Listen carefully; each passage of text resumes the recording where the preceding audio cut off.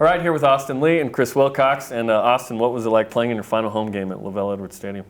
It was fun. It's been a blessing to be able to play here and just to create memories with guys that you can call your brothers for a lifetime. So, it's kind of bittersweet because it's the last time as well, but a lot of brothers out here. The pick six was awesome. We'll break that down in a second. Chris, this was your first game of the season. What was it like to get back out there? It was great, man. I mean, being out for a year just sucked always being at home watching your brothers on the TV, but finally getting back out there with them meant a lot to me. Okay, let's break down the play that you two connected on, and this is such a great play all over the place. Here you are, Chris, lining up. What was it like to be back out there? Any butterflies in that moment? I mean, a little before the game, but once I stepped out there, it was fine. But yeah, right here we were in just man coverage. He got an inside release, so I was just playing his top shoulder, and I seen the ball come in. I just hit it, and then I got up and I just seen all our people running, and I see Ailey with the ball. I realized he intercepted it. You had a little bit of swag there. You kind of backing up, like, yeah. Yeah, I was gonna do my little celebration. Austin, did you see it the whole way, where you see the tip and everything was good right here? Yeah. So it was man coverage.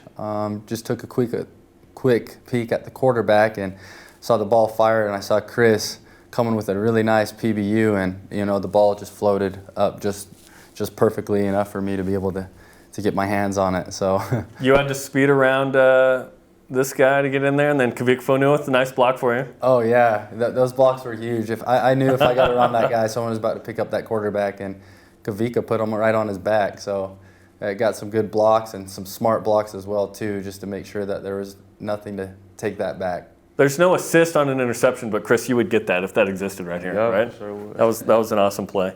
Okay, I want to rewind back to the Tennessee game. This was such a big play in this game. Austin, walk me through this one where you make a pass breakup in the end zone. Yeah, so we're in a type of drop 8 coverage with 3 deep.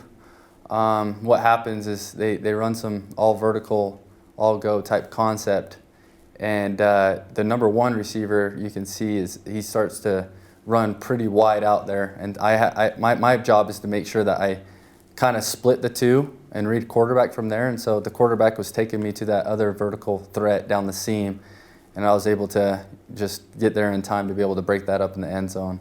Chris, what do you think of that play? I mean, once I saw who made the play, I expected. It didn't surprise me. My man, Ailey's always making plays. And that's a big play in this game that goes to overtime. I mean, in hindsight, do you look back at this play and say, "Oh man, good thing I made that"?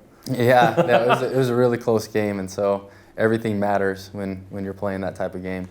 Okay, let's talk about a play in this one. A defensive player gets a touchdown. Kairos Tonga finally gets a carry. He fumbled the first play, but then he gets out on this one. What do you think, Chris? I mean, I always see we run this play in practice, but we had never ran it in the game. And with Kairos? With Kairos, yeah. So I seen he finally got his touchdown, so I'm just proud of my guy.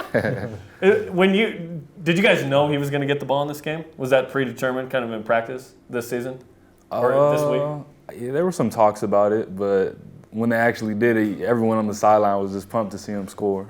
And then he's getting out of there and then gets pulled and he's falling over on dying. I mean, you don't want to be under Kairos here, right? I mean, there was a review, there was a penalty, but it ended up being a touchdown, which was awesome. And fun for a defensive player to get a touchdown. Do you guys take pride in that? Hey, one of our guys got one? Yeah, for yeah, sure. It's exciting because it doesn't happen very much, and just look at him. He's huge. He's not going to get stopped. Can you imagine defending that? Someone like that? I don't know how you defend that. That would be tough. All right, I want to look at this play. So just a little cross sport mention here. TJ Haas, Friday night at Houston, the buzzer beater. What do you guys think of this play? I had seen it I think they were showing it on ESPN actually, and it reminded me Number of 2 on SportsCenter. Yeah, it reminded me of the Kawhi shot when he got the game-winning shot. I wouldn't put TJ and Kawhi in the same category often, but right here, what a shot, right? For real. Clutch is clutch. Doesn't matter which sport, I guess. Oh. And the celebration's the best, right? You guys have been a part of these kind of moments. Yeah. What's that like when you're celebrating with teammates in that moment? It's a good feeling. Just thinking about some of the games in Tennessee won, Wisconsin, USC. There's been so many, especially the ones that come down to the last play, and you got the whole bench clearing, and you could just feel the energy and the vibe and the excitement coming, and how happy you are to be put in that situation to succeed.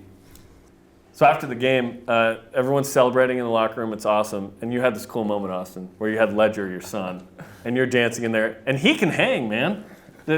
Walk me through your dance moves and his dance moves in the locker room after. Yeah, I brought him in because I knew I didn't want to dance alone in that circle. So I brought him in, and I was kind of surprised. He gets pretty shocked. He loves to dance around the house. And we teach him these little moves, the whoa, or he shoots and stuff, and he loves it. And so, yeah, it just makes it a lot better too. And you have your teammates, and you can feel the love that they have for him and for me as well. Chris, he's a member of the secondary, is he not, Ledger? Sure is. See him all the time. It's my guy. And what's your reaction, the two of you, to your head coach getting an extension here? That's amazing. I'm just really happy for him. He deserves it because he's worked so hard, and he's built a great program here. Yeah. And Chris, we're going to get him regardless next year, but the guys after you get him too. Exactly. They're gonna be thrilled to have him. He's a great guy. I love him. He'll do anything for us, and we'll do anything for him. Okay. Well, thanks for the time. Good luck at UMass. Have fun on the East Coast. Thank you for having us.